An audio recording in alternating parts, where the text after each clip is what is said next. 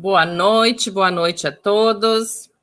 Em nome da coordenação do curso de Geografia UAB Unipampa, professora Carmen Nogueira, desejo boas-vindas a todos os alunos dos 18 polos do curso de Geografia, aos tutores presenciais, aos tutores EAD, à equipe gestora e principalmente a nossa convidada, né, a professora Adriana Cantini. Pessoal, então, hoje, em continuidade ao programa de extensão A Geografia e a Promoção do Desenvolvimento Regional, terá o mini curso A Efetivação do Plano Nacional dos Direitos Humanos no âmbito escolar, com a professora doutora Adriana Cantini. Vou ler de forma breve, bastante objetiva, o currículo da nossa convidada de hoje. Professora doutora Adriana Artemic Cantini, é professora associada da Unipampa, Universidade Federal do Pampa, São Borja, doutora em Direito pela USAL, Universidade de Salamanca, Espanha, professora em Educação pela PUC, Rio Grande do Sul, graduada em Formação de Professores, especialista em Metodologia do Ensino Superior, bacharela em Direito, advogada, vice-líder do Grupo de Pesquisa da Diretoria Humana, Grupos Vulneráveis e Violências, pela UNEB, pesquisadora do Grupo de Pesquisa em Diálogos do Pampa, Unipampa, conciliadora e mediadora judicial do Tribunal de Justiça do Rio Grande do Sul, avaliadora dos sinais, professora visitante da UNAM, Universidade Nacional de Misiones, Poçada, Argentina. É isso, prof. Adriana, dei uma boa abreviada, tá, professora Adriana? Pessoal, então, todos bem-vindos, é uma honra dividir com vocês mais uma noite com essa programação que foi pensada, que foi idealizada pela coordenação do curso de Geografia. Eu gostaria também de aproveitar e já reforçar que na próxima quarta-feira, dia 13 de outubro, teremos um novo encontro com a professora Adriana. Mesmo horário, né, professora Adriana? Mesmo horário. Professora Adriana, é com a senhora. Fique bem à vontade. Obrigada de Lossânio, obrigada à coordenação do curso de Geografia UAB da Unipampa, professora Carmen, obrigada a vocês que estão aqui essa noite com a gente. O que nós vamos fazer?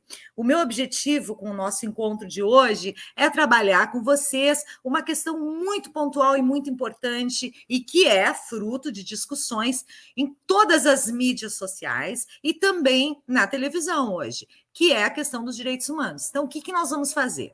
Nós vamos tentar desconstruir os mitos. Que mitos são esses? Aquelas inverdades que se estabelecem em relação aos direitos humanos. Então, antes de eu entrar no cerne, digamos assim, da minha fala, do meu debate, vocês poderão aqui, quem está assistindo pelo YouTube, fazer perguntas, questionamentos, que no final eu vou tentar responder, né? Se possível, todos vocês. Então, antes de mais nada, eu quero compartilhar com vocês um vídeo. Esse vídeo eu vou compartilhar agora, ele é de um endereço do YouTube, para que a gente possa ter uma ideia do que é violação aos direitos humanos e de alguns casos bastante emblemáticos no Brasil, para depois, então, começar a debater o tema que nos interessa nessa noite. Para quarta-feira, que é o próximo encontro, eu pretendo trabalhar direitos humanos e cidadania e como isso pode ser trabalhado na escola, dentro do ensino da geografia.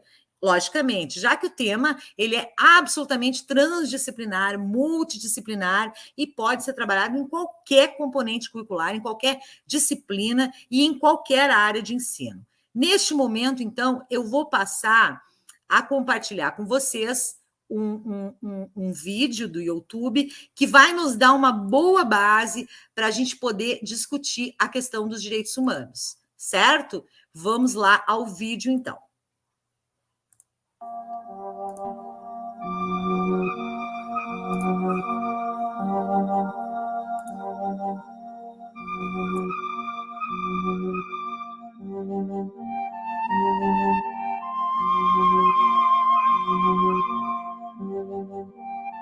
Racismo e preconceito no ensino superior são mais comuns do que se imagina. É do lixo que eles tiram o alimento, que irá sustentar toda a família. O caveirão da polícia atingindo vários carros.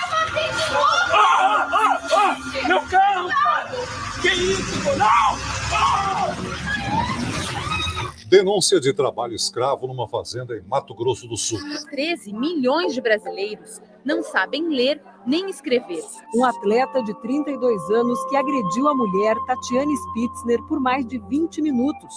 Um traficante usa o nome de Jesus e obriga uma mãe de santo a destruir seu próprio centro de Umbanda. Mais de 800 mil pessoas cruzaram esse mar para fugir das guerras e da pobreza. Em 2 anos e meio já foram 30 linchamentos no Maranhão. É uma praça de guerra. É uma praça de guerra. Todo o local está completamente cercado. A líder comunitária e vereadora pelo PSOL, Marielle Franco, é executada a tiros. Que matam também o motorista Anderson Pedro Gomes, pai de uma criança de 1 ano. Artigo 1º. Todas as pessoas nascem livres e iguais, em dignidade e direitos.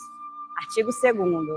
Toda pessoa tem capacidade para gozar os direitos e as liberdades estabelecidos nesta declaração, sem distinção de qualquer espécie, seja de raça, cor, sexo, língua, religião, opinião política ou de outra natureza. Artigo 3º. Toda pessoa tem direito à vida, à liberdade e à segurança pessoal.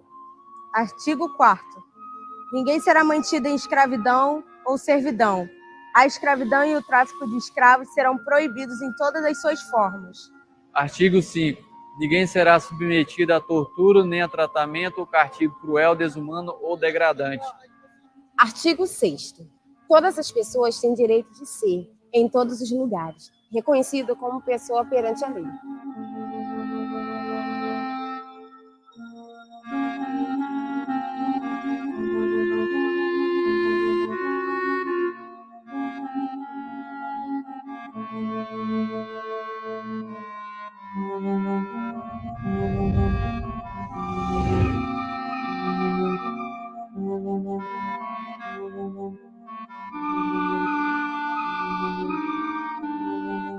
Em 10 de dezembro de 1948, a Assembleia Geral da ONU aprovou um texto de 30 artigos, que engloba valores fundamentais para todos os seres humanos. Chamado de Declaração Universal dos Direitos Humanos, o documento é, até hoje, uma referência no mundo. Ainda assim, uma série de direitos básicos continua sendo constantemente desrespeitada. Este filme reúne 5 histórias de violação dos direitos humanos. As pessoas sempre perguntam o que são os direitos humanos e para que eles servem, né? Numa primeira perspectiva, a gente podia achar até engraçado, né, essa pergunta, porque são direitos humanos, né? O que quer dizer?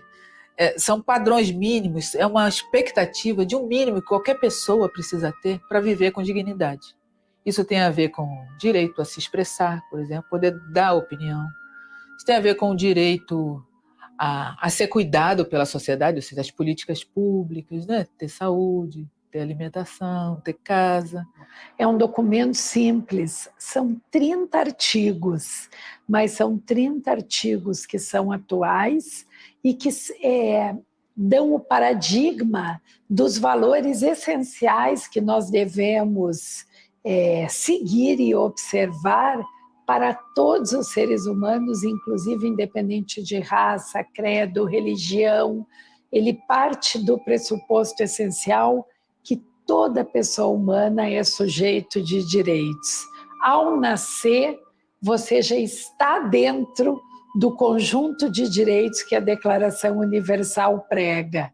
Foi uma construção do Ocidente, do mundo, né, num momento muito agudo, muito difícil. Foi logo depois da guerra, da Segunda Guerra, que aconteceu na Europa, que morreram milhões de pessoas.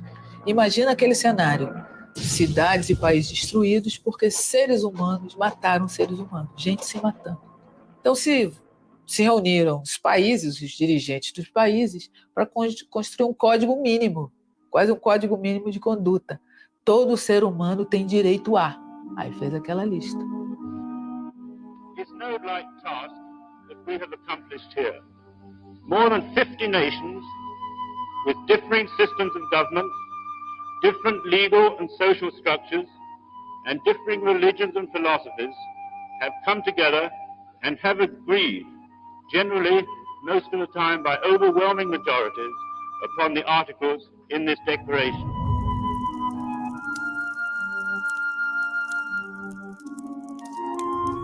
Meu nome é Cássia Aparecida da Silva, tenho 32 anos. Atualmente eu trabalho com auxiliar de limpeza. Tá, meu amor, só um minutinho que vai ser muito difícil isso. Aqui nessa casa atualmente está morando 6 pessoas. Eu estou numa kitnet, que eu acho que não... Enfim, eu estou numa kitnet. Moram 6 pessoas aqui. Eu, meu atual companheiro, que é pai da minha última filha, da Ingrid. Aí tem o Tiaguinho, que é de 7 anos, a Lady Laura, que é de 12 anos, e o Gustavo, que é um rapaz de 14 anos.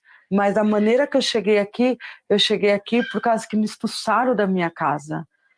Eu nasci na Vila Guilherme, cresci na favela da Zaquinache, na comunidade da Zaquinache. Depois, com 9, 10 anos, vim para a favela do Moinho. Era só embaixo da ponte, a gente não tinha água encanada, a gente não tinha luz, era assim, era 4 dias com luz e 5 sem. A gente dormia à noite e tinha que tirar as coisas de manhã, porque senão a gente não conseguia andar. Aí foi onde que eu tive o primeiro incêndio no Moinho. Mas a gente conseguiu controlar, porque não tinha a imensidão que é hoje, entendeu? Aí a gente passou por um segundo, que foi no prédio quadrado, que não me atingiu, mas atingiu as pessoas que eu conheço, as pessoas que eu gostava, muito que eu gosto muito. Então esse daí foi o segundo. E depois de tudo isso, quando eu consegui comprar um barraco lá dentro, eu pensei o quê? Pensei errado, mas pensei.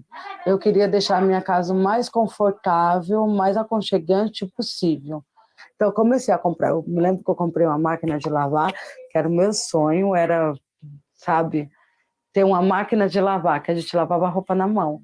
Então foi a primeira coisa que eu comprei, depois a geladeira, que a gente também não tinha. Eu me lembro quando eu cheguei a comprar um videogame para o meu filho, tinha uma semana, 5 dias de uso, veio um incêndio. E nesse incêndio a gente perdeu tudo. E foi a casa da minha mãe, foi a casa da minha irmã. Eu me lembro que eu saí com a roupa do corpo. Uma amiga minha veio e falou: Cássia, eu tô indo fazer uma ocupação. Eu já não sabia mais o que fazer com meus filhos. E quando eu cheguei lá, me lembro, era um galpão, tinha a parte de baixo, a parte de cima, não tinha nada. Não tinha água, não tinha luz, não tinha nada. Embaixo era terra, era pedra, aquelas pedrinhas, meio que granito. A pessoa que acha que vida de ocupação é fácil, não é. É muito difícil. Eu acordei muitas vezes com polícia dentro da minha casa, apontando arma para a cara do meu filho. Foi muito difícil. Eu ver tudo isso, mas eu precisava. Não tinha como. Então, quando chegou em março, eles falaram pra gente que a gente ia ser removido. A gente tentou fazer quebra de liminar, tal, mas já estava tudo decidido.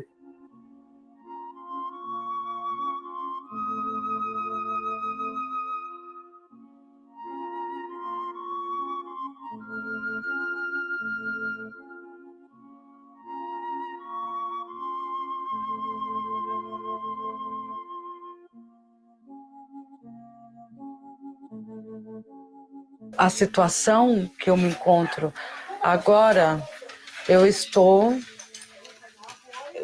assim, eu estou numa lata de sardinha. Meu sonho é abrir a porta do quarto dos meus filhos e ver que eles estão dormindo na cama deles, que eles não estão aglomerados, todo um em cima do outro. Meu sonho é conseguir receber uma visita e não ter que mandar meus filhos para lá de fora para me poder conversar, porque eu vou estar numa casa. Então, se uma casa é sonho, eu tenho esse sonho de ter a minha casa. Artigo 7º. Todos são iguais perante a lei e têm direito, sem qualquer distinção, à igual proteção da lei. Artigo 8º.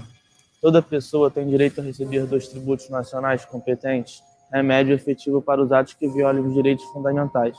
Artigo 9. Ninguém será arbitrariamente preso, detido ou exilado. Artigo 10. Toda pessoa tem direito, em plena igualdade, a uma audiência justa e pública, por parte de um tribunal independente e imparcial. Artigo 11. Toda pessoa acusada de um ato delituoso tem o direito de ser presumida inocente até que a sua culpabilidade tenha sido provada de acordo com a lei. Artigo 12. Ninguém será sujeito a interferências na sua vida privada, na sua família, no seu lar ou na sua correspondência, nem ataque da sua honra e reputação. Se os direitos humanos não são compreendidos, não são parte da rotina da vida das pessoas, ou se são retirados, né, ninguém está seguro. É verdade que umas pessoas serão as primeiras atingidas, né? Existem grupos mais vulneráveis, né? Eu, por exemplo, sou uma mulher negra, né? Os racistas podem se sentir à vontade de me atacar. Mas tem um poema que circulou muito tempo atrás, que um dia vem e pega o meu vizinho e eu não faço nada. Depois vai chegar a minha vez, não é? Alguns estão mais expostos. A salvo.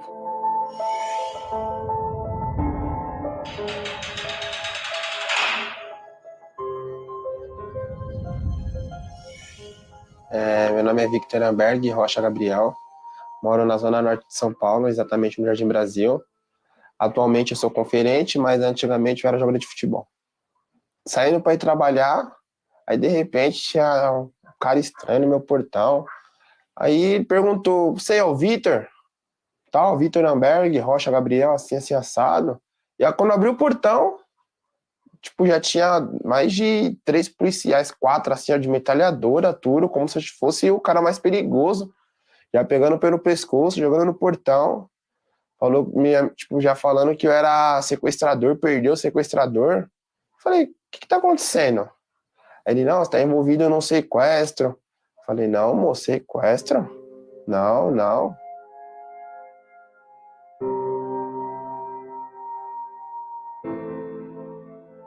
O rapaz foi anunciar o celular. Vendo o celular e tal, né? Aí eu falei: "Pô, o celular que eu queria, né?" Aí eu fui lá, vi o celular, falei: "Nossa." Aí na hora ele falou assim: "Mas só que o carregador tá com a minha filha ainda." Então, pra mim, do jeito que ele falou daquele jeito, pra mim o celular é da filha dele, alguma coisa. Ele não falou que ele pegou de um terceiro. Peguei o celular e fui trabalhar, normal. O celular era roubado, era sequestrado, né? Nem ele sabia. E, tipo, ali não tinha pra onde gritar, porque eu tava sozinho em casa. Então, eu fui pra delegacia. No camburão, fiquei acho que umas 5 horas dentro do camburão, e aquele dia tava um sol. E toda hora eu falava pros policiais: "Mas que dia que foi isso daí? Que dia que foi?" Quando eles falaram o dia, eu falei: "Não, vocês estão enganados. Esse dia, esse horário, eu tava trabalhando, eu bato na tecla que eu tava trabalhando." Mas os policiais não queriam nem me ouvir. Eles falaram: "Então você vai ter que provar o contrário, então." E fiquei preso 2 meses.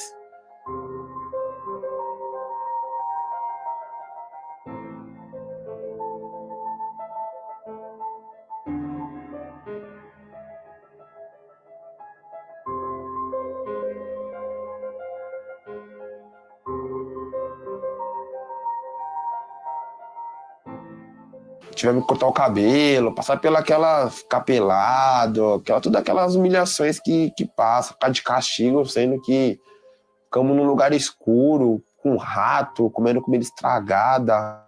O advogado foi lá, né? Depois que ficou uns 5 dias lá, o advogado foi lá. Aí tentou mandando habeas corpus e tudo negando, sendo que eu tava provando, ele tava toda a documentação provando que no dia e na hora do assalto lá, do sequestro, enfim, eu tava trabalhando e o outro menino também, o Fábio. E mesmo assim a gente ficou preso, por causa da vítima. Tipo, nossas provas era nada. Hoje em dia ainda não consegui emprego, porque tá rolando esse processo, né? Ele manda currículo, faz entrevista, fala: "Eu vou te chamar, fica esperto que a gente vai te ligar." Já não liga, porque esse tempo que eles que nós vai te ligar, já estão a gente puxando lá, né? Porque o currículo é bom. Só que aí, quando consta lá, foi preso,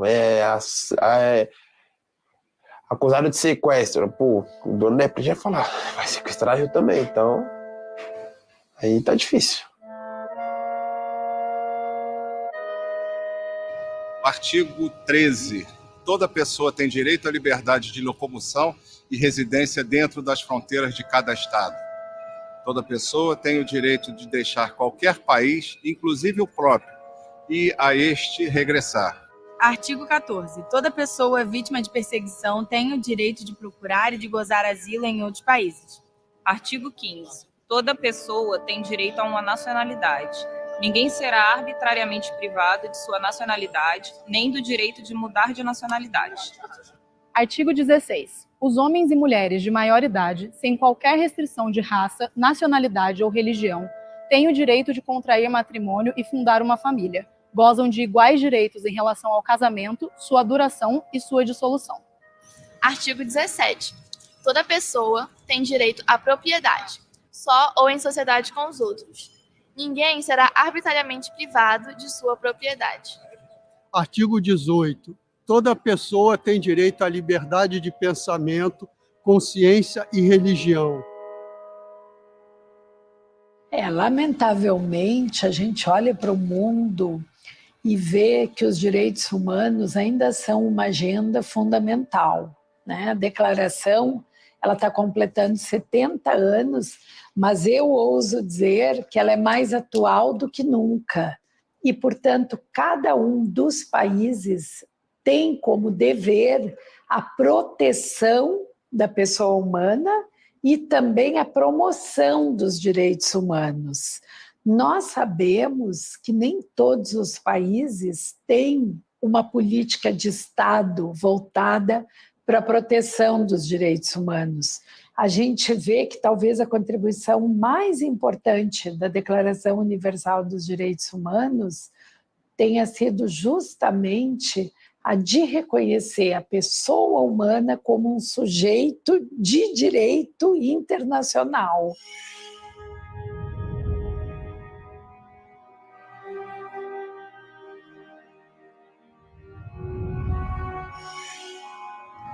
Eu saí de Cuba por la falta de liberdades que existem em Cuba, as violações de direitos humanos que afetam os cubanos lá.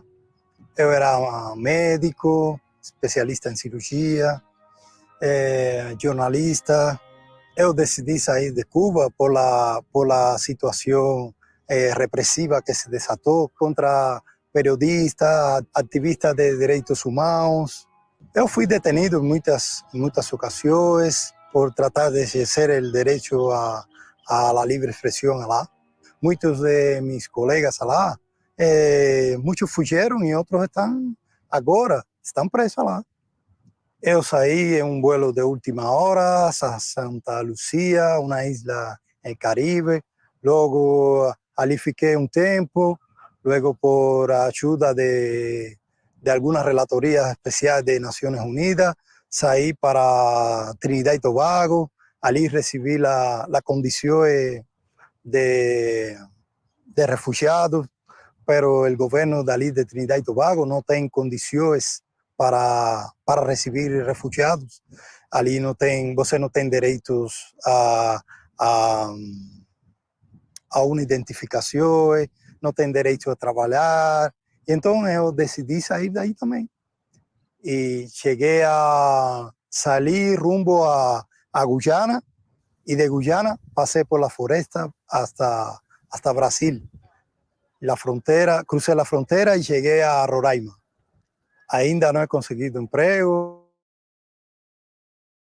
A lei que protege a los refugiados, essa lei ninguém conhece e todo é conversa.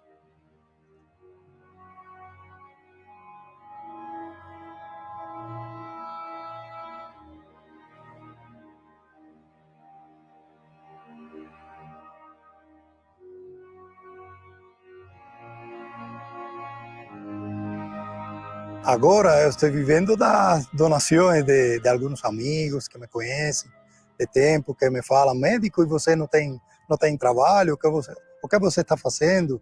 Eles me ligam e muitos deles me mandam algum dinheirinho.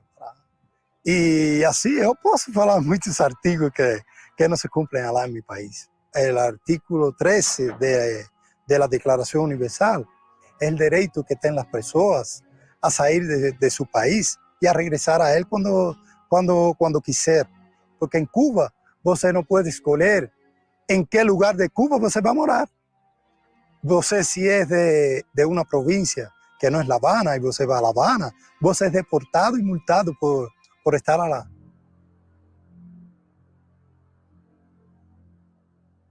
Artigo 19.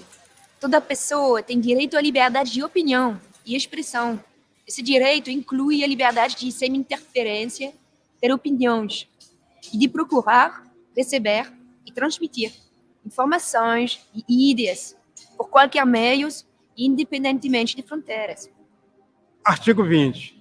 Toda pessoa tem direito à liberdade de reunião e associação pacífica. Ninguém pode ser obrigado a fazer parte de uma associação. Artigo 21. Toda pessoa tem o direito de tomar parte no governo de seu país, diretamente ou por intermédio de representantes livremente escolhidos.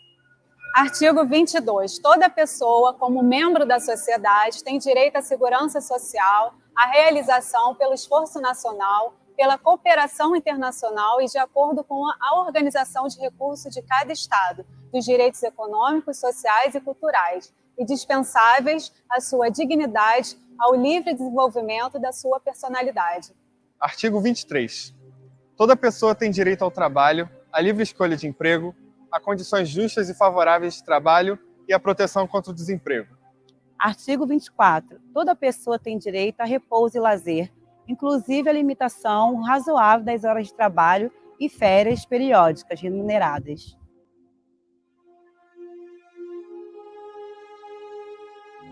É muito fácil você dizer, eu não faço questão de votar quando você tem direito a voto. Eu não faço questão de ir à escola quando você vai à escola. Eu não faço questão de dirigir quando você já dirige. Na Arábia Saudita, as mulheres estão conquistando agora o direito a dirigir. Eu sempre brinco, quando eu tirei minha carteira de motorista, eu brincava que aquela carteira funcionava como um habeas corpus, porque numa determinada situação de vida, quando você sabe dirigir e tem acesso a um carro, é muito fácil ir e vir. E aquilo te garante uma série de outras liberdades que quando você não dirige, você não tem. Quando você se insere em uma camada da população que está melhor posicionada na escala de distribuição de riquezas, você tem acesso a outros direitos que quem está posicionado nas camadas de baixa renda também não tem, como o direito à cultura, o direito ao lazer. Então, na verdade, quando nós falamos da ideia de indivisibilidade dos direitos humanos, de universalidade dos direitos humanos, nós estamos falando também de um dos pilares essenciais da vida democrática e da ideia de igualdade e equidade.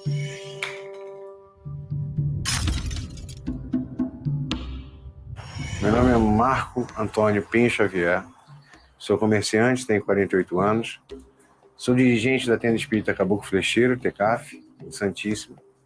Iniciei minha trajetória dentro da Umbanda em 85 e hoje nós trabalhamos com as sessões de consulta de Umbanda, cura através da prática da cirurgia espiritual, reiki, cromoterapia, auriculoterapia e atendemos todas as pessoas que chegam na casa, independente do credo, da raça, da cor ou gênero. Quando nós viemos para cá, a princípio, o primeiro impacto foi muito bem recebido. As duas famílias que moravam aqui no nosso espaço, na parte de cima, que viviam em comodato com o antigo proprietário, nos receberam bem receptivos, solicitaram que ficassem só até o final do ano letivo das crianças para que depois eles pudessem se mudar e fazer a entrega da posse, né, em sua totalidade. Em outubro de 2008, quando nós fomos inaugurar a casa, eu tive uma surpresa muito grande. Nós estávamos com a casa muito cheia de convidados, outras casas amigas, tinha mais de 300 pessoas na casa. E, para minha surpresa, a polícia bate na porta dizendo que eu tinha invadido ali, naquele dia, e que eu era um invasor. E daquele dia em diante começou um verdadeiro inferno. Ao longo desses 10 anos que nós tivemos aqui, nós fomos atacados inúmeras vezes. Todos os sábados, nós chegávamos, nós tínhamos problemas. De xingamentos até agressões. Nós chegávamos aqui aos sábados, as luminárias todas quebradas, janelas, não tinha uma com vidro, todas as janelas de vidro quebrado. Aqui o nosso altar dos pretos velhos, que é o nosso Cruzeiro das Almas, uma vez todo ele quebrado, a madeira, todo ele, todas as imagens destruídas, que nós tivemos que repor todas elas. Nós temos uma árvore sagrada, que é o nosso campo santo lá atrás, e é uma gameleira branca, trazida da África. Ela é uma árvore realmente simbólica para a nossa religião, e ela foi por 5 vezes ateada a fogo. Quando nós adquirimos o imóvel, ele já tinha toda essa construção, e os invasores moravam na parte de cima, esse apartamento de cima, que é totalmente individual, e eles de lá praticavam a intolerância religiosa. Nós passávamos por aqui, por baixo, e levava com sal mesmo, mãozada de sal, óleo, o que tivesse a mão deles, eles ficavam jogando da varanda em cima das pessoas, inclusive dos visitantes, que muitas vezes vieram aqui. Nós fomos orientados que não reagíssemos, então nós nos seguramos e entramos na justiça pedindo que eles saíssem com apoio jurídico, né? E só aconteceu ano passado.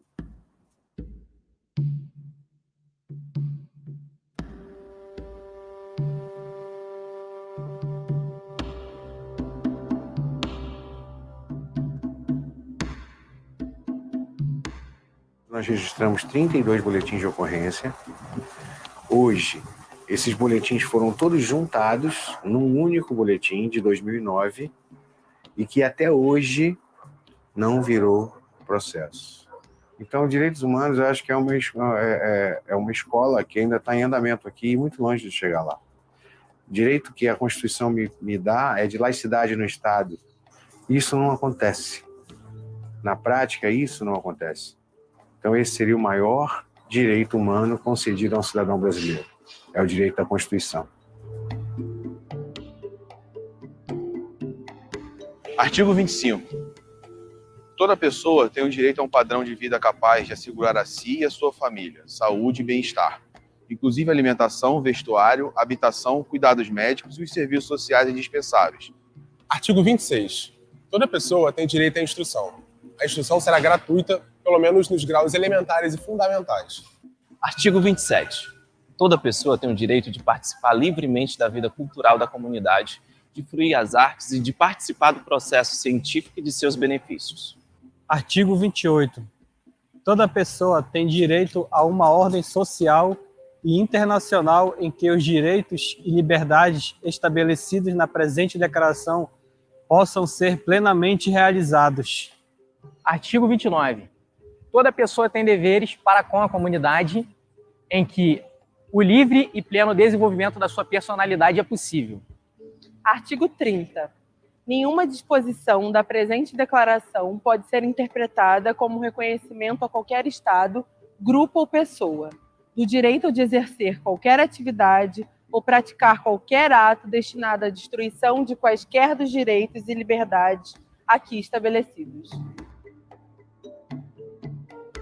Andar na rua seria diferente se a gente vivesse numa sociedade onde todos os direitos são respeitados. A gente andaria numa rua que as calçadas não seriam tão esburacadas como essa, porque a administração pública saberia que os passantes, os pedestres, têm direito a uma calçada adequada para não se acidentar. Porque ele, tem a ver com o direito à saúde, ele não pode se acidentar. Tem direito a uma melhor convivência, uma calçada como espaço de convivência, ele pode estar lá. Tem segurança, não é? As pessoas vão se relacionar umas com as outras de outra forma, porque tiveram outros direitos de serem respeitados. direito à liberdade de expressão, direito à educação, direito à moradia melhor, não vão andar na rua com tanto estresse, tiveram o seu direito de ir e vir respeitado, melhor transporte, melhor trânsito. A rua seria diferente, a casa da gente seria diferente.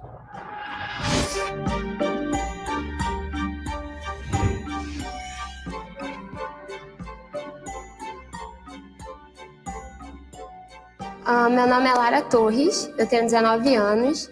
Atualmente eu faço Direito aqui na Faculdade de Direito da UERJ. Eu moro na Rocinha. No momento eu estudo e trabalho. Essa é a minha realidade agora.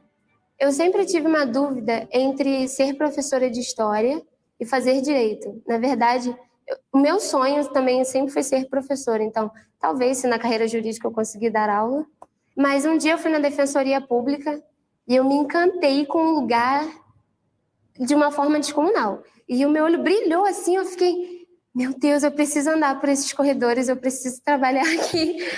Aí ali eu vi que, de fato, eu realmente gostaria de fazer Direito e eu vi que eu não me arrependeria. E, de fato, não me arrependo até agora. Quando eu comecei a estudar, assim, que eu decidi que eu queria vir para a UERJ, eu percebi que eu vinha de uma escola com muita defasagem mesmo, assim. Então, eu decidi fazer um pré-vestibular, que foi o PCEP, que é um pré-vestibular comunitário, que ele é ali na Gávea. No dia anterior, no sábado, eu tinha tido uma aula incrível no PCEP sobre Clarice Lispector, o livro que o vestibular, que é o UERJ, solicitou para a gente ler para fazer a prova, então nós tivemos uma aula incrível. Todo mundo saiu de lá super confiante, achando que a gente conseguiria o A, no meu caso, que eu precisava melhorar do B para o A. Então eu saí tranquila, naquele dia eu nem estudei mais, porque eu estava tranquila, eu achava que eu ia conseguir o meu A. Dormi cedo, aí no dia seguinte, foi no domingo, que teve o tiroteio. Eu tinha acabado de acordar, eu já estava tomando banho, e eu escutei um tiro, assim, aí eu fiquei, meu Deus, não.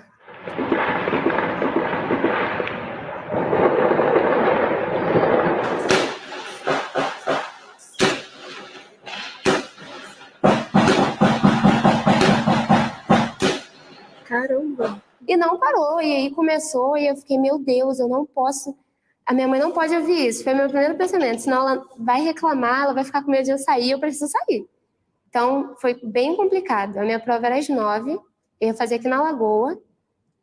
Então, até 8h30, assim, eu tava, meu Deus, isso vai parar, vai chegar uma hora que vai parar.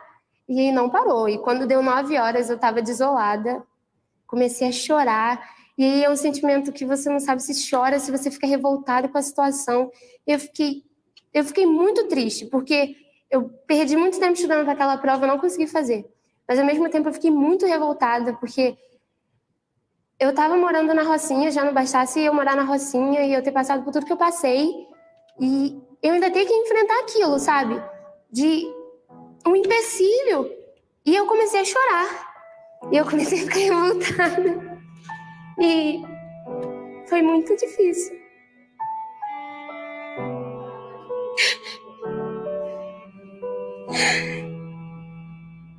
Desculpa aqui.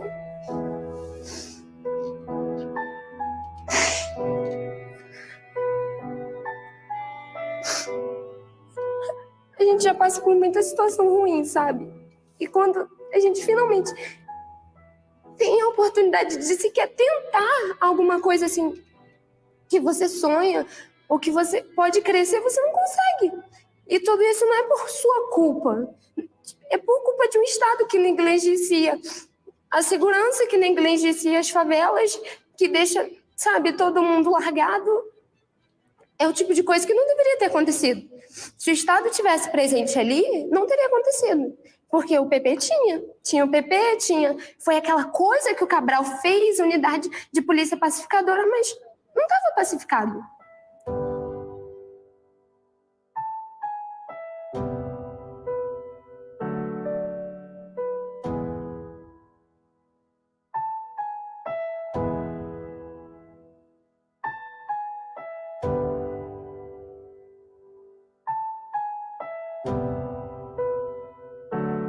Quem mora em favela raramente tem seu direito humano respeitado. Não é à toa que morrem pessoas em uma proporção gigantesca. Não é à toa, né? Porque quem mora na parte pobre vai simplesmente morrer. Tá faltando direitos aí.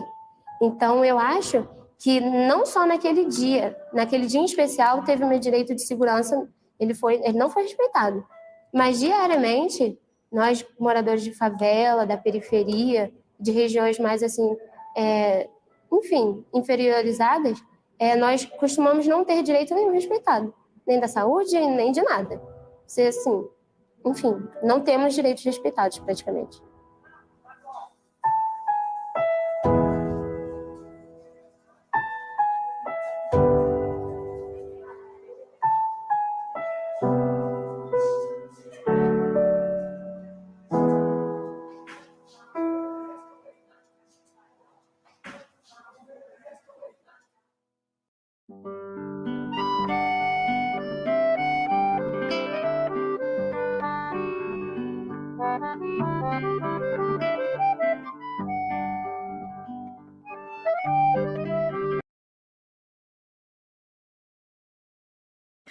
Então, eu compartilhei esse vídeo com vocês para que a gente pudesse perceber, né, que a realidade é bem complicada. E ali trouxeram casos que a gente, como mora aqui no interior do Rio Grande do Sul, não vê muito comumente, né? Mostrou casos de São Paulo, do Rio, lá da Bahia. Mas, se a gente estiver nesses locais ou nesses bairros, nós vamos ver que os problemas são os mesmos, né? A questão de direitos, elas são iguais em toda parte do Brasil.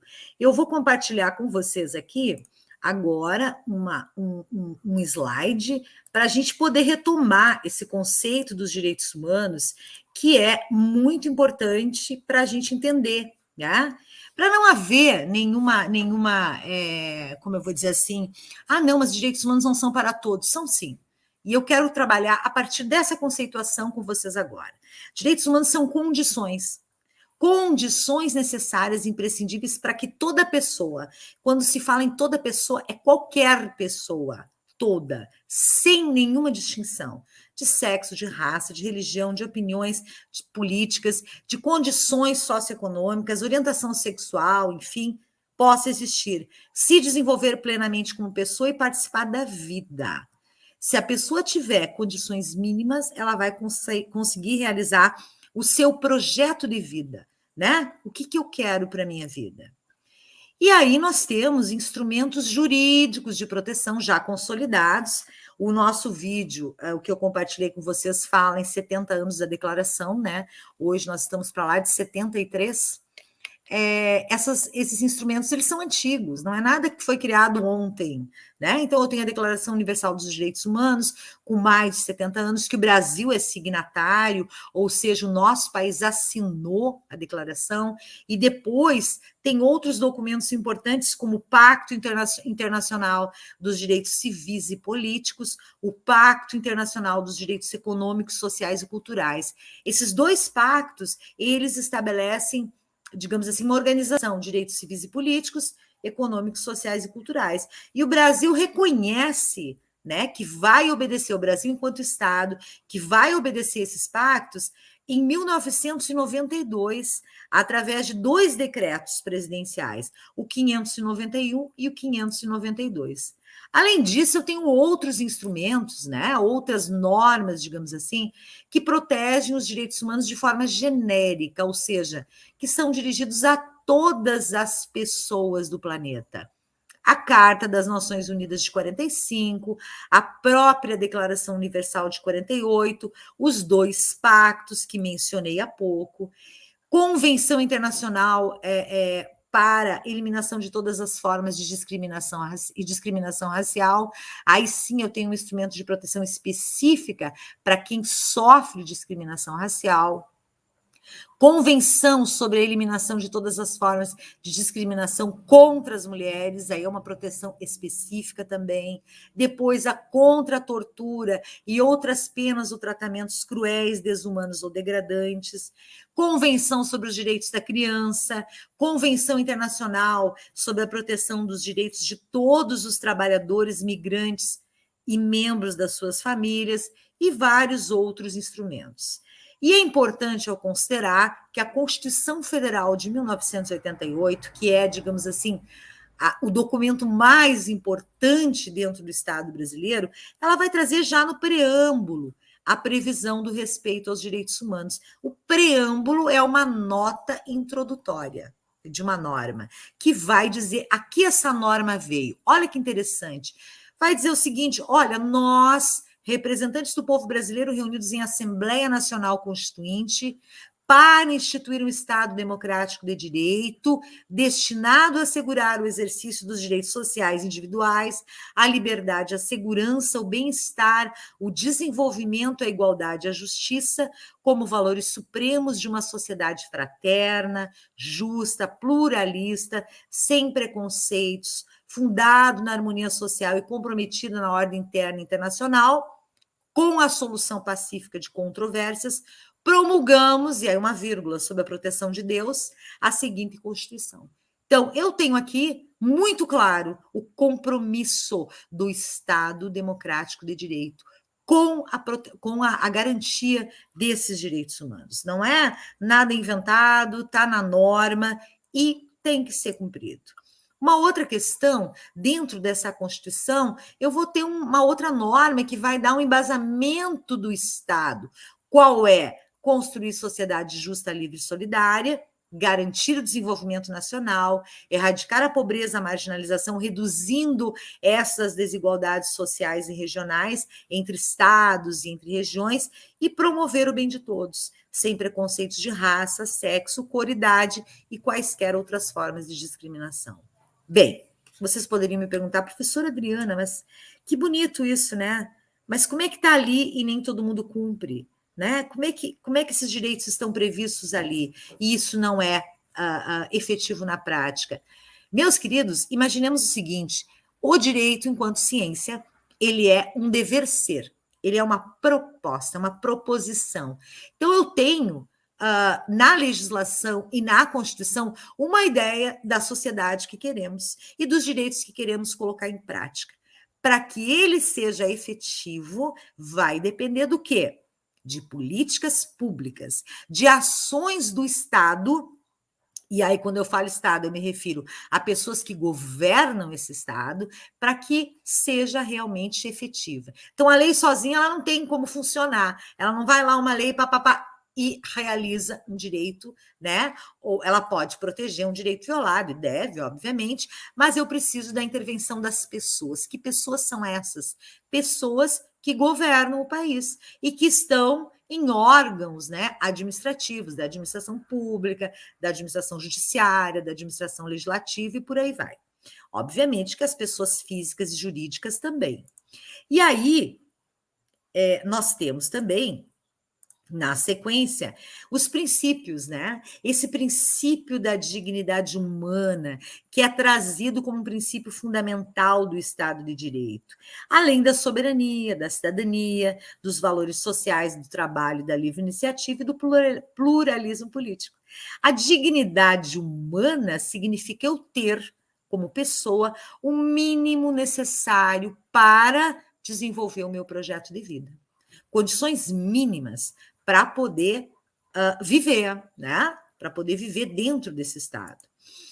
E mais, ainda dentro da própria Constituição Federal, eu teria expresso um título todo sobre os direitos e garantias fundamentais, que vão envolver direitos e deveres individuais e coletivos, direitos sociais, aqueles relativos à saúde, ao trabalho, à educação, direitos relativos à nacionalidade, ao pertencimento a um Estado, e os direitos políticos.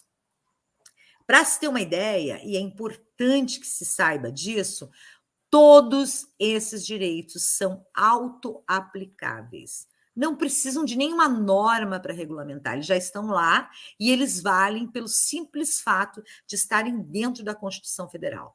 Basta exigi-los. Então, se eu olhar para os direitos fundamentais, que são o quê? Os direitos fundamentais são os direitos humanos, aqueles que estão lá na Declaração Universal dos Direitos Humanos, trazidos para dentro da Constituição do Estado brasileiro. Então, no momento que eles vêm e para dentro da nossa norma, a gente diz que para o nosso ordenamento jurídico, eles são denominados de direitos fundamentais. Por isso que ali em cima está escrito, ó, direitos humanos / direitos fundamentais.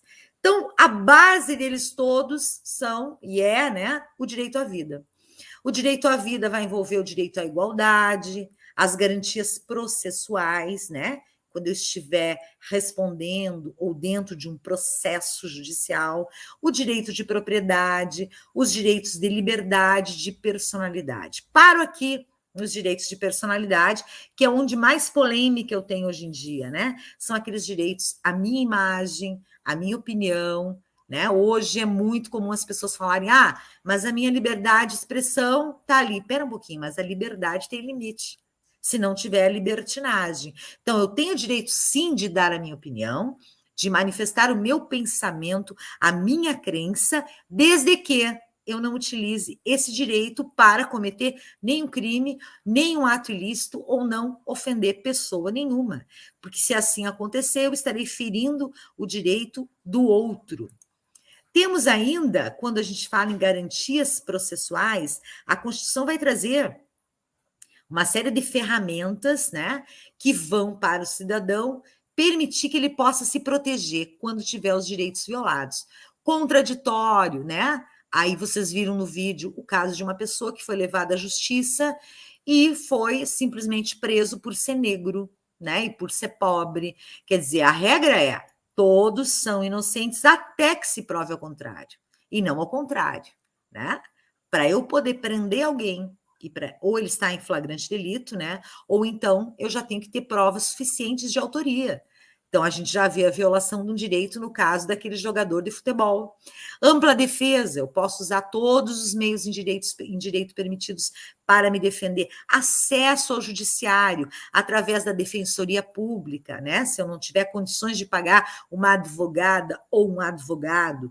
Assistência judicial gratuita. Direito ao devido processo legal. Só posso ser dito como condenada ou apenada depois do devido processo legal pelo judiciário. Não há tribunais de exceção. Os tribunais que existem estão ali, previstos na lei, e as regras do processo também. E a presunção da inocência, que é bem interessante que a gente saiba, né? Inclusive, os veículos de comunicação sempre dizem, é muito comum a gente ouvir assim, ele foi inocentado. Não, ninguém é inocentado. Ele é absolvido. Inocente todos somos, vírgula, até que se prove ao contrário.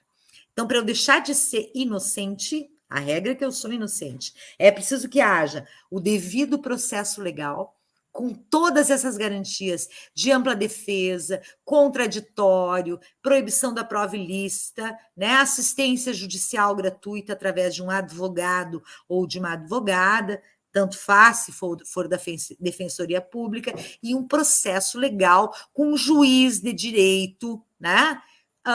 Averiguando as provas, ouvindo os fatos e tendo contraditório. Ninguém é inocentado. Todos somos inocentes. A pessoa pode ser absolvida. Inocentada, não.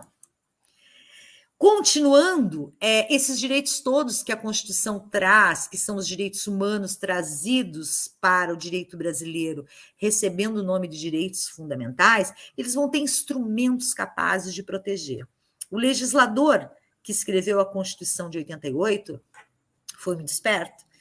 Ao criar esses direitos, ele pensou assim, mas eu tenho direito à liberdade de locomoção. O que é liberdade de locomoção? É ir, vir e permanecer. Mas e se esse direito for violado? Já sei, vou criar um instrumento para garantir habeas corpus, corpo livre. Mas e se falta alguma regra para regulamentar um direito? Mandado de injunção. Puxa, mas e se eu não tiver, por exemplo, acesso a dados sobre a minha pessoa que o poder público tenha ou algum órgão que preste serviço público? Habeas data. Puxa, mas e se o orçamento público, ou o investimento público, ou um bem cultural, científico, artístico está sendo depredado, né? E o Estado não dá conta disso? Ação popular.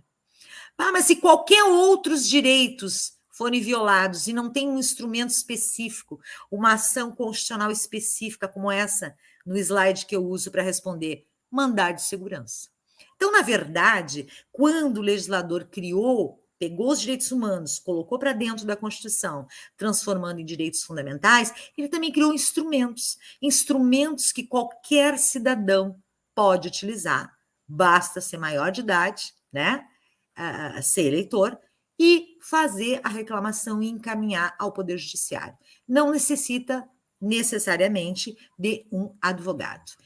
Isso foi criado, as ações constitucionais, como forma de garantir aqueles direitos que eu falei anteriormente, em caso de violação.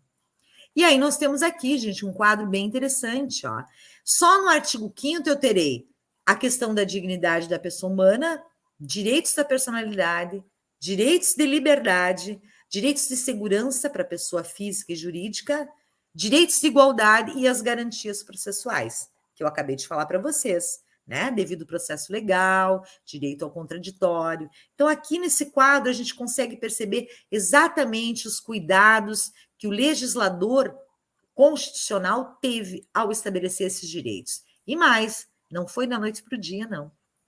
Todo esse processo é resultado de um longo período em que as pessoas não tiveram acesso a direitos. Por quê? Porque nós vivíamos em um estado ditatorial. Por isso que a Constituição de 88 é chamada de cidadã, porque ela trouxe um amplo leque de direitos, previu um amplo leque de direitos das pessoas. Lembrando, todas e qualquer, basta ser pessoa. E mais interessante aqui, o artigo 6º que vai trazer os direitos sociais, assistência social, moradia, lazer, saúde, educação. E tenho, então, um quadro geral que vai envolver os direitos da solidariedade, né, os direitos trabalhistas, direitos políticos e o direito à nacionalidade. Esses são, basicamente, os direitos que estão no artigo 6º ao 7º, né, dentro daquele capítulo dos direitos fundamentais. Eu vou compartilhar depois no Moodle esse material com vocês. E aqui o mais novo, digamos assim, que se discute muito, é que esses direitos fundamentais não são só esses que estão na Constituição. Ah, não, eu só tenho aqueles lá. Não, existe um que a gente chama de cláusula de abertura. O que é isso? O artigo 5º, parágrafo 2º, diz assim, olha, os direitos e garantias expressos nessa Constituição não excluem outros que não estejam aqui, decorrentes do regime e dos princípios por ela adotados, ou dos tratados internacionais que a República Federativa do Brasil seja parte. Então, está abrindo aqui, ó, como o nome diz, cláusula de abertura. Abre para que, além desses previstos na Constituição Federal, também venham direitos decorrentes de princípios, né, bases, regras mínimas de convivência e os direitos fundamentais previstos em tratados internacionais, dos quais o Brasil é signatário. Só para ter uma ideia, gente, direitos de liberdade, olha aqui, vão envolver os direitos civis e políticos, condições necessárias e imprescindíveis para que eu possa participar da vida política. Quando eu falo em vida política, não me refiro apenas a votar e ser votado, é além disso, tá? Da associação de bairros, do círculo de pais e mestres, que agora é o conselho escolar, né? Do grupo de pessoas que representa uma certa comunidade, cada pessoa contribuindo em relação às decisões sobre o destino de todos. E na escola, essa democracia precisa ser trabalhada, né? É o que nós chamamos de gestão democrática na escola. Os direitos de igualdade já vão envolver direitos econômicos, sociais e culturais, que são decorrentes daquele pacto internacional, né, que eu falei lá em cima, no início. Eles são condições necessárias e imprescindíveis para sobreviver com dignidade. Então, eu vou ter aqui o direito à educação, ao trabalho, à moradia, a questão dos povos originários, né, o direito a um determinado local, né, um determinado local de moradia, a proteção a esse espaço, a proteção ecológica. Então, são muito amplos, e eu terei também os direitos de solidariedade, esses são os mais novos, digamos assim, os mais recentes, que vão envolver o quê? As condições que garantam a dignidade e a sobrevivência dos sujeitos coletivos. Então, eu tenho aqui grupos fazendo campanha pela paz, pela vida, a questão do meio ambiente, a questão do LGBTQIA+, vão envolver direitos de solidariedade, que são basicamente os mais recentes. Eu tenho aqui duas realidades, outros até uma charge do Pimentinha, para vocês, para ilustrar um pouco essa nossa conversa, né?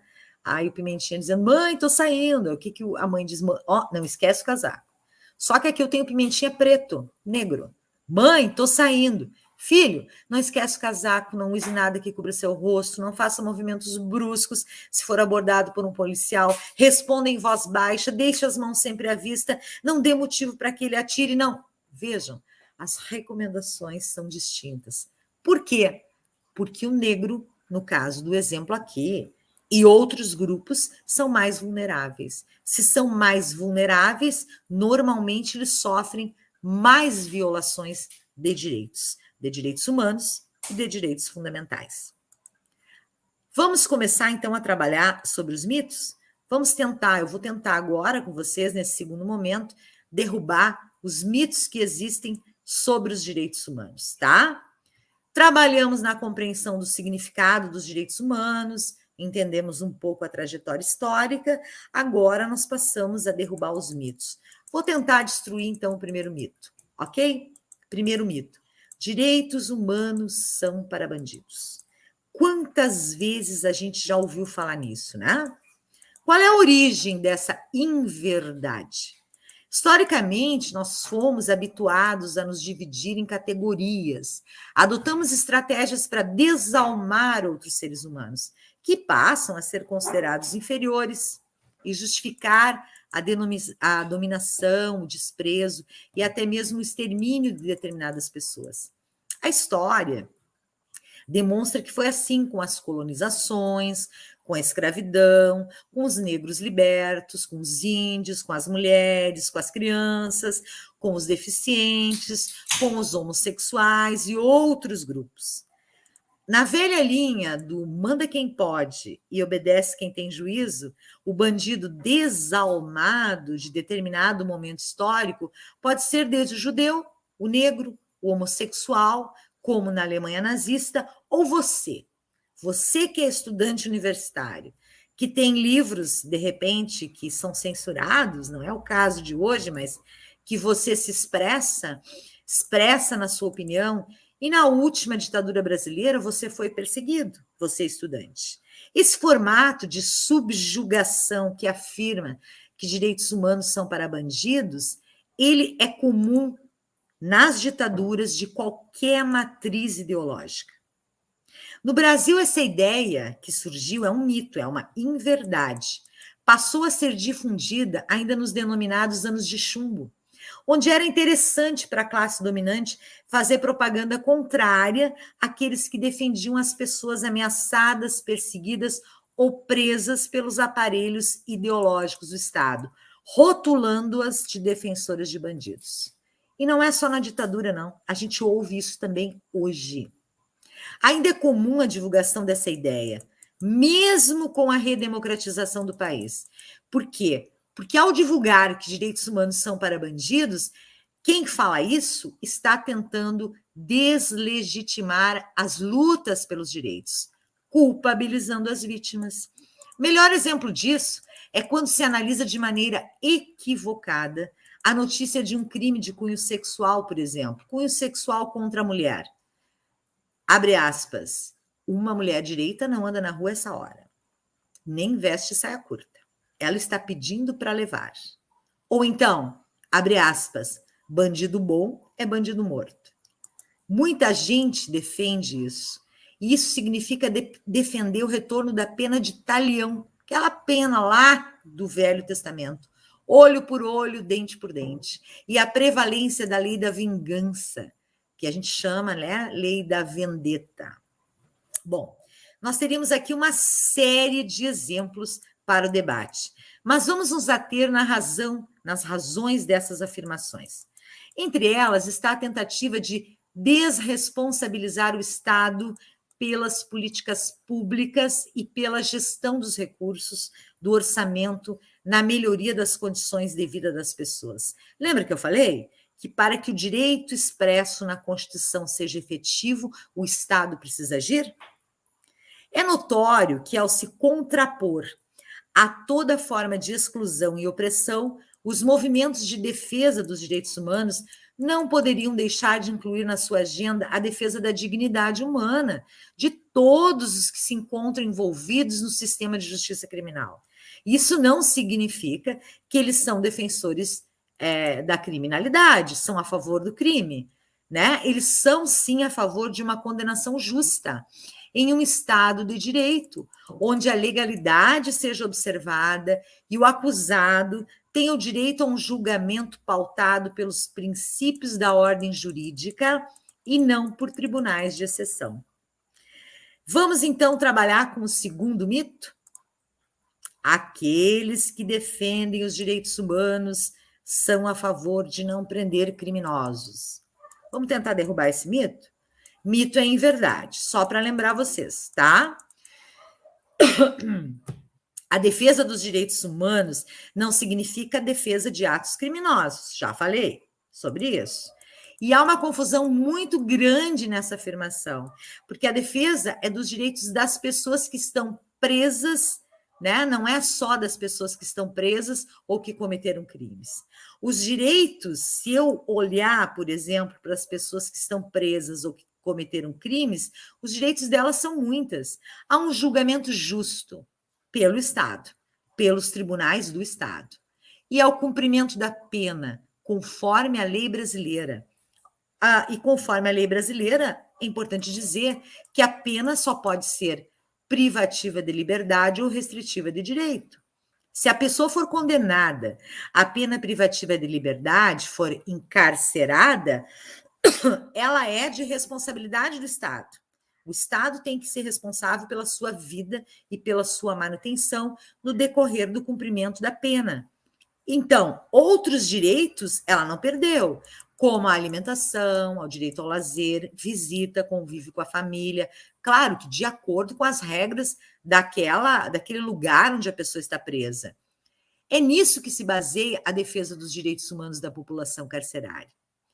Ainda em relação a esse mito, há outras inverdades, mentiras difundidas sobre o auxílio-reclusão, que trazem mensagens de ódio e desinformação, afirmando que o condenado receberia diretamente tal auxílio e que esse auxílio-reclusão serviria para beneficiar o criminoso em detrimento da vítima.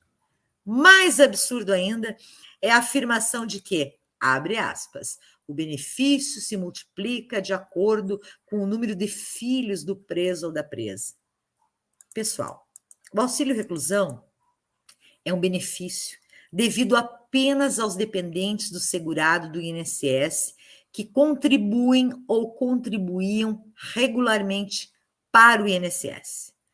Preso em regime fechado ou semiaberto durante o período de reclusão ou detenção. O segurado não pode estar recebendo o salário da empresa e nem benefício do INSS para ter acesso ao auxílio. Para que os dependentes tenham direito, é necessário que o último salário recebido pelo segurado esteja dentro de um limite previsto em lei, que é de R$ 1.292,43. Caso o último salário do segurado seja acima desse valor, o segurado condenado não há direito ao benefício.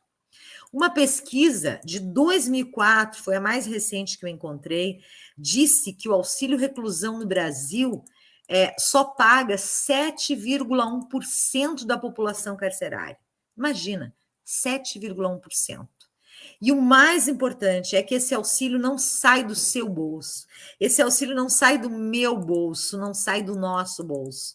Não é decorrente de um direito assistencial, mas é decorrente de um direito previdenciário, porque o sujeito que tem o direito ao auxílio-reclusão, com limite de R$ 1.200, R$ 1.300, ele já contribuiu para a Previdência antes mesmo de ser preso e tem o direito de receber em caso de contingência. Então, muito cuidado com essas falácias, né? Vamos passar para o terceiro mito? Esse é muito bom. Direitos humanos são para humanos direitos. É uma outra inverdade. Por quê? Porque ela afeta diretamente a gênese, a origem dos direitos humanos. Né? Os direitos humanos eles não podem depender de variações, de mudanças de acordo com o tempo, com a religião, com visões particulares da política e do mundo. Porque os direitos humanos eles vêm para proteger os homens e as mulheres independentemente dos seus vínculos institucionais ou culturais. Eles não podem ser condicionados a nada. Eles são universais. Tem um doutrinador, né, um jurista espanhol, chamado Antônio Henrique Pérez Lunho, que diz que o reconhecimento dos direitos humanos a todos os seres humanos, sem distinção ou discriminação, é condição da sua própria universalidade. Nós vimos que ele é um padrão mínimo de civilidade. É preciso ter um padrão mínimo. Se não tem um padrão mínimo, acontece o que aconteceu na Segunda Guerra Mundial. E torna-se importante lembrar também que a Declaração Americana dos Direitos e Deveres do Homem, aprovada em 1948, antes mesmo da Declaração Universal dos Direitos Humanos, traz no seu preâmbulo, já no seu início, né, o que a gente chama de deveres humanos. Então, não há só direitos, há deveres também. Tá? A própria ciência do direito prescreve uma diretriz, né, um brocardo latino, que diz o seguinte: olha, a cada direito corresponde um dever. E nós precisamos atentar que não há condições para o gozo, o usufruto e o exercício desses direitos. Eles são para todas as pessoas, sem imposições, sem restrições e sem condições. O artigo 5º da Declaração Universal de Direitos Humanos prevê o tratamento humanizado das pessoas encarceradas, ao dizer que ninguém será submetido à tortura, acabamos de ver no vídeo, nem a tratamento ou castigo cruel, desumano ou degradante. É preciso garantir que toda pessoa privada de liberdade tenha o direito de cumprir a sua pena de uma forma digna, com todos os demais direitos garantidos, conforme determina a Constituição e conforme reforça a Lei de Execuções Penais. Só para ter uma ideia, no caso do Brasil, o Brasil é o terceiro país que mais encarcera no mundo. A população carcerária brasileira em 2020 ultrapassou 820 mil pessoas. Se fosse a população de uma cidade, seria a 25ª cidade mais populosa entre os 5.570 municípios brasileiros. Desse total, 40% das pessoas ainda não foi julgada, o que só contribui para a superlotação em centros de detenção, agravando a atual crise do sistema prisional. Vamos para o mito 4, que existe o pessoal dos direitos humanos. Essa é boa, né? Como se o pessoal dos direitos humanos fosse um grupo específico, né? É muito interessante. Passamos, então, a tentar derrubá-lo. Essa afirmação coloca os defensores dos direitos humanos como um grupo de pessoas que só atrapalham o Estado. Aqui a intenção dessa afirmação e desse discurso é desqualificar os defensores de direitos humanos e calá-los. Um dos temas que merece maior atenção da Comissão Interamericana de Direitos Humanos é a criminalização dos defensores dos direitos humanos.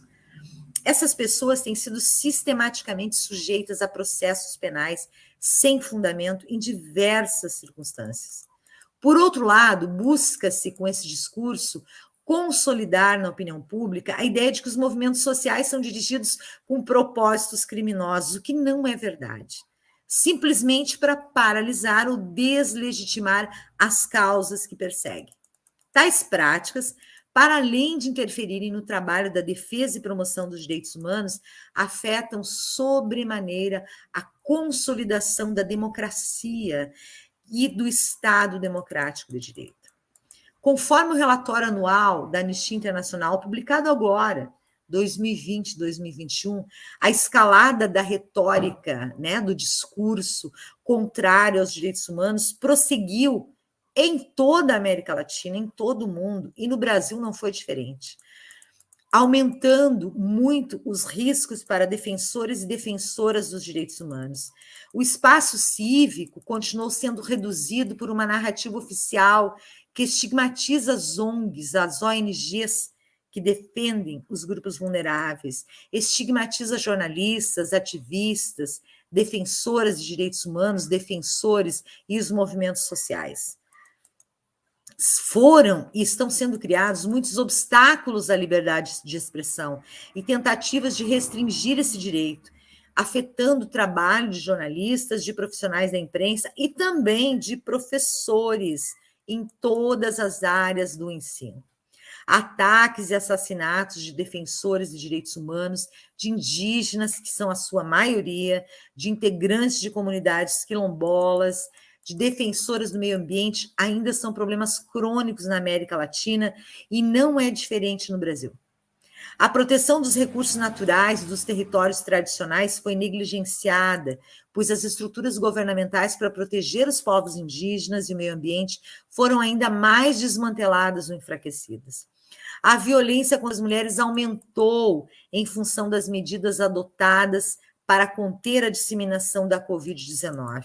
A situação de pandemia acabou expondo muito as desigualdades profundas da sociedade brasileira, atingindo de modo desproporcional aquelas comunidades que já eram discriminadas, as pessoas que já eram vulneráveis. O fato do nosso presidente, por exemplo, negar constantemente a gravidade da pandemia da Covid-19 acabou agravando a situação. De acordo com o Ministério da Mulher, da Família e dos Direitos Humanos, com a pandemia, o mês de março deste ano, de 2021, registrou um aumento de 165,6% nas denúncias de violações de direitos humanos. Em 22 dias, no mês de março, foram registrados em todo o país, no Disque 100 ou 180, 2.868 casos de violência contra a mulher. Em comparação com fevereiro, 1.080 denúncias. A estatística de 2018 foi aonde tivemos acesso, confirma a conclusão do relatório quanto à escalada da violência. Tivemos, então, vários casos, que eu não quero me deter a citar aqui, mas os dados provam que nós vivemos hoje uma dificuldade muito grande no que respeita à não violação, né, e à manutenção dos direitos humanos. Então, não tem o pessoal dos direitos humanos. Nós somos todos e todas defensores dos direitos humanos porque eles dizem respeito à nossa vida, né? Eles existem para que a gente possa minimamente ter condições de vida digna. Vamos para o mito 5? Eu até coloquei um bonequinho ali para vocês verem. Ah, meu Deus, não acredito que eu estou ouvindo isso, né? Mas é algo que a gente ouve muito. Direitos humanos é uma bandeira esquerdista. Bom, gente, não foi a esquerda, muito menos a esquerda brasileira, que inventou, abre aspas, os direitos humanos, ou que decidiu que eles seriam inalienáveis, né? Os direitos humanos, em sua concepção atual, eles foram codificados na Declaração Universal dos Direitos Humanos, na Convenção Americana dos Direitos Humanos, lá em 48. Seu contexto de criação, ou seja, o momento histórico em que foi criado esse documento, ele remete às violações cometidas durante a Segunda Guerra Mundial e outras grandes guerras, em relação à bomba atômica, em relação ao Holocausto, em relação à Guerra Fria, que acabou opondo capitalistas e comunistas, né? Criando dois lados, digamos assim. E isso refletiu na incorporação, por exemplo, do direito do cidadão à propriedade, do direito de não ser arbitrariamente privado dela, entre muitos outros. Olha só, inúmeros países, inclusive países de centro-direita, têm os direitos humanos como valores importantes. Quer um exemplo? A Alemanha. Esse é um exemplo simbólico. A Alemanha é um país de centro-direita e eles tratam os direitos humanos e colocam os direitos humanos como elemento-chave da construção da sua identidade nacional, devido às traumáticas violações em massa ocorridas durante o regime nazista, que reflete mais recentemente na decisão da Alemanha de acolher grande fluxo de refugiados. Na Alemanha se fala, sim, no Holocausto, se fala, sim, na história recente, diferente do Brasil, né, que a gente tem medo de falar da ditadura, mas por que se fala? Para evitar que isso se repita. Então, se reconhece essas questões e é um país de centro-direita. Então, direitos humanos não tem absolutamente nada a ver com bandeira de esquerda. Quem afirma que os direitos humanos são bandeira de esquerda está ignorando a história e desconhecendo a realidade do país, a realidade da história. Muito bem, Trazidos 5 mitos para a gente debater e discutir, a minha proposta é construir novos paradigmas, já que agora eu sei a origem, né? Eu sei que esses mitos são inverdades. Nós precisamos ter em mente esses paradigmas. O que são paradigmas? São verdades, são base para que a gente possa ter um comportamento favorável à não violação dos direitos. O que eu tenho aqui? Primeiro, direitos humanos e direitos fundamentais, aqueles que estão na Constituição que eu passei aqui no meu slide, são para todos. Para todos quem? Todas as pessoas que pertencem ao gênero humano. Você é humano? Sim, sou. Então você tem direito. São inalienáveis, não são negociáveis, né? De forma alguma. São exigíveis e seu cumprimento é obrigatório. São indisponíveis, eu não posso negociar, eu não posso transacionar, eles são indisponíveis. A quem interessa, gente, a pergunta que eu quero deixar para vocês, o discurso contrário aos direitos humanos? Porque deve ter uma razão para eu ser contra os direitos humanos. Se a gente pensar um pouquinho, vai interessar sim, né? Há algumas pessoas que têm algumas ideologias. Trouxe aqui mais uma charge, ó. Chora não, diz o pai. Um dia, filho, chora não, filho. Um dia seu pai vai ser muito rico e você vai poder ter todos os direitos humanos que quiser. Percebam que a negativa de direitos, ela está relacionada diretamente com a situação financeira da pessoa. E a ausência, como disse aquela menina lá do Rio, né, que não pôde fazer o vestibular porque tinha um tiroteio, e na favela, né, e a ausência do Estado. E aí eu tenho a Mafalda, né, e ela coloca assim, olhando para o globo terrestre, e esses direitos, vamos mesmo respeitá-los, está bem? Que não lhes aconteça o mesmo que aos 10 mandamentos. Faz um deboche, digamos aqui. Eu interrompo, então, o compartilhamento aqui do meu slide com vocês, tá? Retomando que a ideia era desconstruir os mitos que se tem em relação aos direitos humanos, desconstruir essa ideia equivocada, né? Esse discurso errôneo que chega para nós e que é contra nós, é contra as pessoas.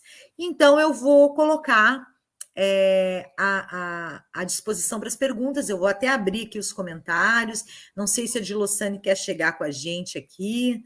Vamos colocar à disposição para as perguntas.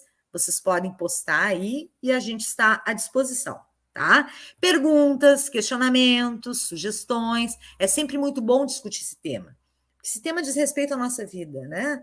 E numa situação pandêmica, nós estamos todos e todas em situação de vulnerabilidade. Por quê? Porque a gente está disposto, né, e disposta a esse vírus que ainda não está efetivamente controlado, né? Temos que estar em casa, muitas vezes queremos sair sem poder sair, né? Dependendo da liberação de uma vacina, muitos talvez que estejam nos ouvindo não têm acesso ainda, né?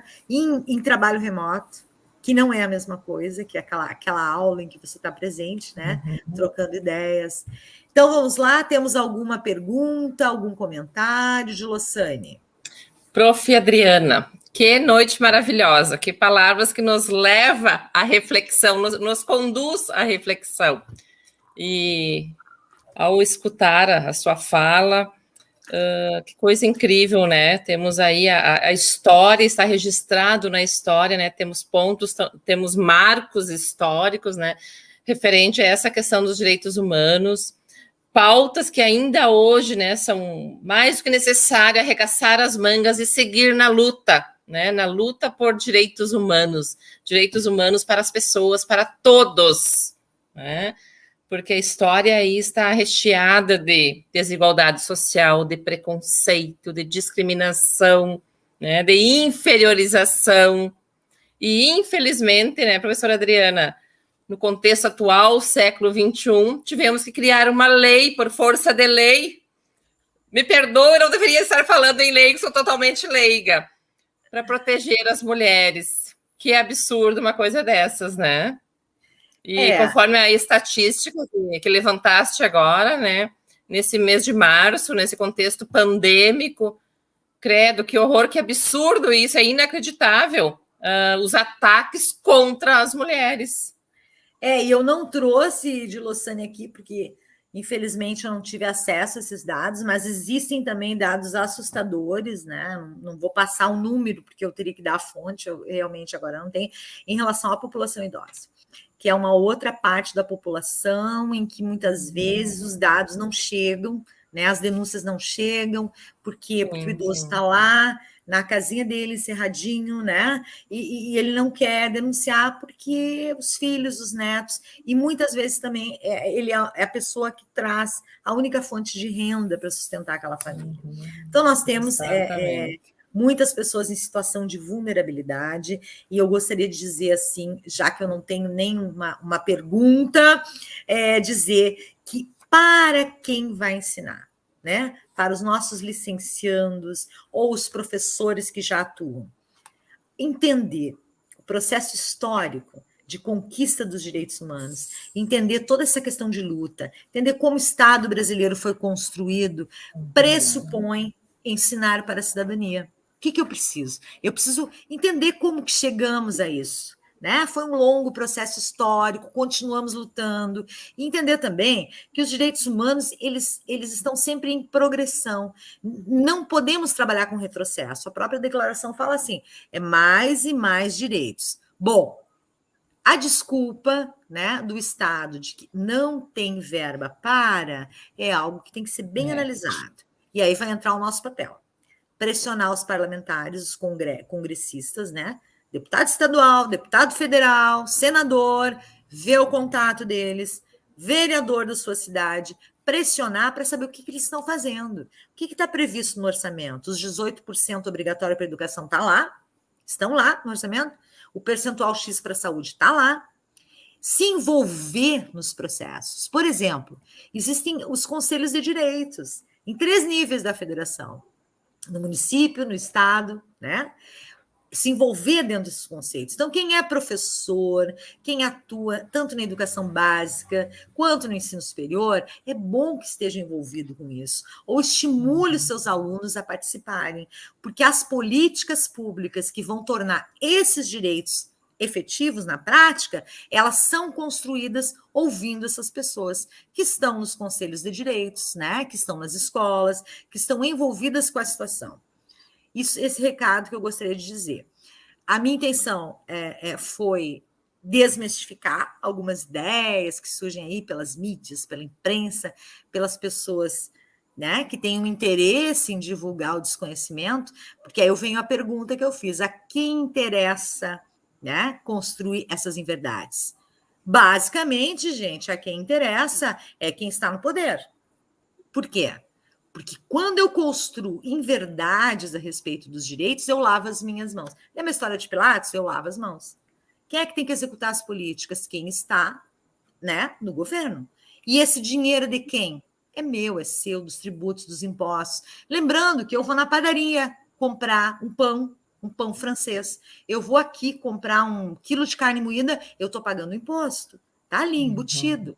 Então, a todo momento, e esse imposto que eu pago, ele tem que voltar no sentido de diminuir a desigualdade social, né? Melhorar Adriana, a distribuição de renda. Ao encontro dessa sua fala, eu me recordo do historiador René Remonde, onde ele diz assim: política é coisa de todos.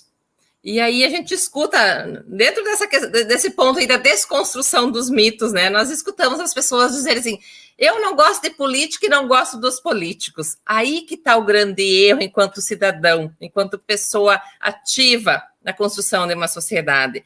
É da política, segundo René Remonde, que depende o dia de amanhã, que depende do valor do meu salário, o valor da conta da minha luz, da minha água, né? Ser cidadão, né, participar da política, não é somente no dia das eleições ir lá na urna e depositar o meu voto e depois eu nem me lembrar qual foi o meu vereador, o meu deputado ou o presidente que eu votei. Nós temos que atuar na política de forma ativa, atuante. Eu votei, elegi, aquele vereador, aquele deputado está ocupando aquela cadeira, está me representando, então eu vou lá que tu está fazendo? Cadê aquela plataforma de proposta que você tinha para o meu bairro, para a minha cidade, para o meu país, né? Mas, infelizmente, muitos eleitores, né, não estão com essa consciência ainda de cobrar, de reivindicar, né, esta contrapartida. E tu sabe, Dilossane, que a gente ainda vive. Eu sempre gosto de dizer que eu vou trabalhar na próxima quarta com vocês. A nossa democracia ainda engatinha. Tá? Ela ainda está assim, que nem um bebê engatinhando. O Paulo Vitor aqui, ó, tá dando boa noite, dizendo que ele faz parte da UFU. E gostaria de saber de algum exemplo de estimulação aos alunos e professores a procurar saber mais sobre esse assunto. Bom, vamos falar da Unipampa, então, agora? Por exemplo, na Unipampa, basicamente, todos os cursos têm alguma coisa sobre esse tema, tá? Direitos humanos é trabalhado tanto no PDI, no Plano de Desenvolvimento Institucional da Universidade, quanto nos PPCs dos cursos. Você pode acessar, né, ou entrar em contato com a gente, vou colocar meu e-mail aqui, agora eu estou de férias, tá? Até o dia 3 de novembro. Mas adrianacantini@unipampa.edu.br. Precisando, Uberlândia, Universidade Federal de Uberlândia, bem-vindo, Paulo Vitor. Eu posso compartilhar material com você, tá? E existe também esse vídeo que vai ficar disponível na internet. Existe muito, muito material que a gente pode compartilhar. Também tem os grupos de pesquisa que trabalham direitos humanos e que têm oferecendo cursos de extensão. Ali, ótimo, foi colocado o e-mail. Claro que eu vou responder depois do dia 3, tá, gente? Porque férias é férias. A gente coloca lá uma respostinha automática. Estou aqui trabalhando na UAB, porque a UAB ela é direto, né? A gente não para, é dentro da Universidade Aberta do Brasil. E quero encontrar vocês todos e todas e todas aqui na quarta-feira. O que eu vou fazer na quarta? Como a gente já trabalhou com esse embasamento sobre direitos humanos, sobre essa questão, eu vou postar também um material lá dentro do curso de extensão para que vocês tenham acesso. Nós vamos na quarta-feira discutir o que é a cidadania. E vamos entender no Brasil que esse processo ainda é muito recente e está em total construção, digamos assim. Ainda vai demorar muito. Também ver como que a gente pode, vamos colher ideias aqui, como que a gente pode fazer para estimular os nossos alunos, estimular os colegas. Paulo Vitor, a Universidade Federal, ela tem uma característica um pouquinho diferente das universidades privadas. De uma maneira geral, as universidades federais, agora para finalizar a tua questão, elas estimulam os alunos a participar do processo de gestão. Então, várias comissões dos alunos podem participar com a representação discente. Também as turmas têm representação discente. Então, vocês são estimulados a participar. Por quê? Porque na Universidade Federal, eu posso falar da minha realidade, da Unipampa, a gente trabalha com, digamos assim, 3 representações, né? Categoria discente, categoria dos técnicos e os estudantes. Então, basicamente, essas 3. Todos têm representação, todos têm direito de voto e de voz nas comissões. Existem várias comissões que administram uma universidade. Então, é se informar e participar. Por enquanto é isso, quero agradecer. Mais algum questionamento, pessoal? Vamos aproveitar, vamos explorar a professora Adriana. Eu acho que é isso, prof. Adriana. Ótimo. Então, prof. Adriana, muito, muito obrigada pela sua disponibilidade em proferir este mini curso e principalmente pelas reflexões sobre direitos humanos. Obrigada. Nos encontraremos na quarta-feira que vem. A todos os inscritos, então, convido a partir de amanhã já a acessar a plataforma Moodle. Lá vai estar este material, o vídeo, né, prof. Adriana? Tá, pessoal? Isso. Então, e fiquem atentos, pessoal, à questão das datas, das atividades deste projeto de extensão, tá? Contamos com a participação de todos. Boa noite. Boa noite, muito obrigada.